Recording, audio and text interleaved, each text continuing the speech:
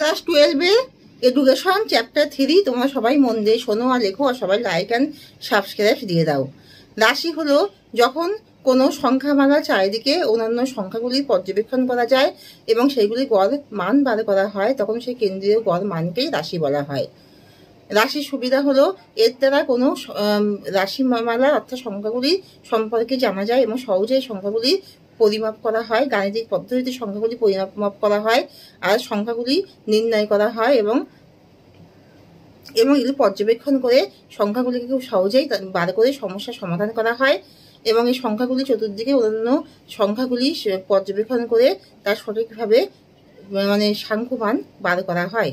আর এর অসুবিধাগুলি হলো এখানে সব সংখ্যাগুলি পরিমাপ করা হয় না, অর্থাৎ একটি রাশির অন্তর্গত অন্যান্য রাশিগুলি পরিমাপ করা হয় না এবং এর দ্বারা সবসময় সমস্যার সমাধান করা হয় না, কেবল কেন্দ্রীয় মানটি ব্যবহার করা হয় এবং সবসময় পর্যবেক্ষণ করে সমস্যার সমাধান করা হয় না ও অন্য রাশিমালা বা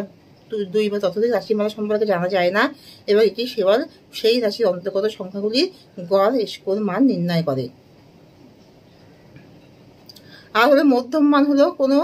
রাশিমালার মধ্যম মান সম্পর্কে যখন জানা যায়, তার স্কোর বিন্দু সম্পর্কে যখন জানা যায় তখন তাকে মধ্যম মান বলা হয়। অর্থাৎ এর দ্বারা সেই সুবিধাগুলি হলো এর দ্বারা কোনো রাশির স্কোর সম্পর্কে জানা যায়, অর্থাৎ মধ্যম দিকের স্কোরগুলি সম্পর্কে গবেষণা করা যায় ও পর্যবেক্ষণ করে গাণিতিক পদ্ধতিতে সেই সংখ্যাগুলি পরিমাপ করা হয় এবং এর দ্বারা সেই সংখ্যাগুলিকে সহজে বিশ্লেষণ করা হয় এবং এই সংখ্যাগুলি রাশির দুই বা ততোধিক রাশির অন্তর্গত সমস্যার সমাধান করা হয় না, কিন্তু সেই রাশির মধ্যম দিকের স্কোরগুলির মান সহজেই নির্ণয় করা হয়ে থাকে। আর ভূমিষ্ঠক হলো যখন কোনো রাশির মধ্যে দুই বা ততোধিক সংখ্যা থাকে, অর্থাৎ গড়ের থেকে বেশি পরিমাণে সংখ্যা এক্ষেত্রে থাকে, বিস্তৃতি বেশি থাকে এবং মধ্যমানের থেকে বেশি সংখ্যক সংখ্যা থাকে, বিস্তৃতি বেশি থাকে, বেশি সংখ্যা পর্যবেক্ষণ করা যায়, তখন তাকে ভূমিষ্ঠক বলা হয়। ভূমিষ্ঠকের সাহায্যে সেই স্কোরের বেশি সংখ্যক সংখ্যাগুলি সম্পর্কে পর্যবেক্ষণ করা পরিমাপ করা যায় ও তার গাণিতিক পদ্ধতিতে তার বিশ্লেষণ করে সংখ্যাগুলি অনুপাতকে বিশ্লেষণ করা হয়, কিন্তু এটি গড় বা ভূমিষ্ঠকের থেকে অনেক বেশি পরিমাণে থাকে এবং তাই জন্য এটি গাণিতিক পদ্ধতিতে বিশ্লেষণ করা অতিরিক্ত সহজ হয়।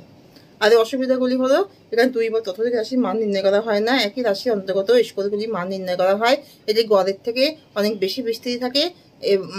এবং ভূমিষ্ঠকগুলি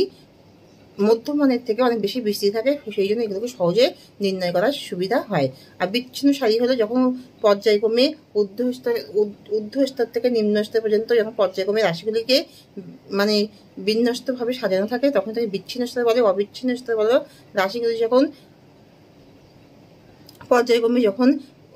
ঠিকভাবে বিন্যস্ত করা হয় না, বিচ্ছিন্নভাবে বিক্ষিপ্ত অবস্থায় যখন এগুলো থাকে, বিচ্ছিন্নভাবে থাকে না, অবিচ্ছিন্নভাবে বিক্ষিপ্ত অবস্থা থাকে, তখন তাকে অবিচ্ছিন্ন স্তর বলা হয়। এখানেই শেষ করছি, তোমরা সবাই লাইক আর সাবস্ক্রাইব দিয়ে দাও।